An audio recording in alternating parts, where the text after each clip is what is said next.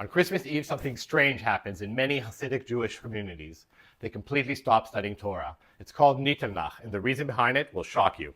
I'm Elon Gilad. I write about Hebrew and Jewish history. This practice is remarkable for two reasons. Jews almost never interrupt Torah study. It's one of Judaism's most sacred duties, and they rarely have customs connected to Christian holidays.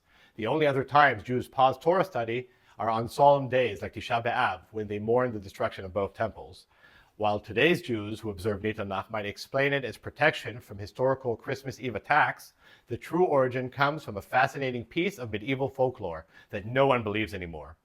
The name Nittel comes from the Latin Natalis Dies Domini, the Lord's birthday, though medieval Jews, living in a very different world than our own, believed it comes from the Hebrew word nitleh, meaning the hanged one. The first written mentions of this Christmas Eve Torah ban appear in 17th century Germany. According to medieval Jewish folklore, preserved and texts by converts to Christianity, it was believed that Jesus was condemned to wander through sewers on Christmas Eve.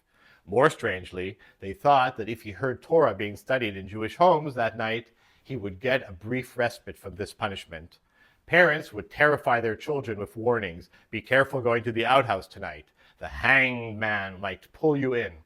They believed Jesus could drag children into the sewers that night. Some would eat garlic as protection, a common folk remedy against supernatural threats in many cultures. By the 19th century, these medieval superstitions were completely forgotten, yet the practice of avoiding Torah study on Christmas Eve persisted, with new explanations created to justify it. It's a fascinating example of how religious practices can outlive their original meaning. Now you know.